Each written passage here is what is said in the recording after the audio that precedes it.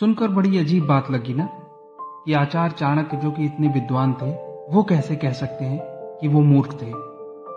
एक बार की बात है जब घनानंद ने आचार्य चाणक्य को अपमानित करके अपने राज से बाहर निकाल दिया था, तब आचार्य ने यह कसम खाई थी कि वह घनानंद के साम्राज्य को खत्म करने के बाद ही अपनी शिका को बांधेंगे। आचार्य चाणक्य बदले की भावना से इतने भर चुके थे कि उनका विवेक भी कई बार ठीक से काम नहीं करता था।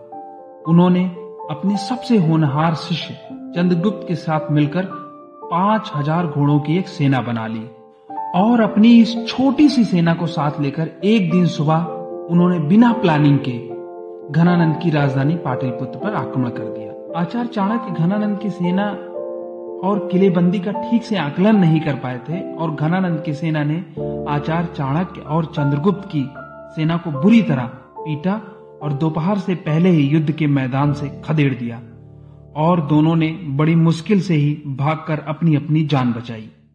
आचार्य चाणक्य तो एक गरीब के घर में आकर छुप गए थे। उस घर में उस दिन माँ खिचड़ी बना रही थी अपने बेटे के लिए। जब खिचड़ी बन गई तो माँ ने अपने लड़के को खाने के लिए थाली में परोसकर बोला, बेटा खिचड़ी खा ले।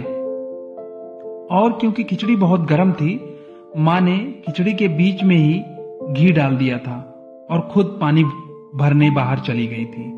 थोड़ी देर बाद जब वह वापस आई तो बच्चा जोर जोर से रो रहा था और कह रहा था कि अरे माँ, मैं तो जल गया, मैं जल गया माँ।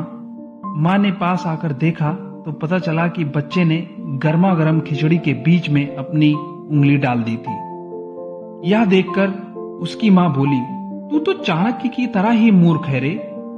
अरे अगर गरम गरम खिचड़ी का मजा लेना ही है तो उसे पहले कोनों से खाया जाता है और तूने मूर्खों की तरह बीच में ही हाथ डाल दिया, जैसा कि चाणक्य ने मूर्खों की तरह पाटलिपुत्र पर डायरेक्ट आक्रमण कर दिया था।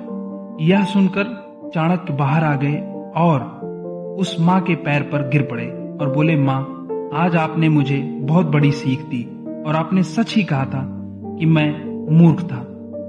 तभी राज्य की राजधानी पर बिना प्लानिंग के आक्रमण कर दिया।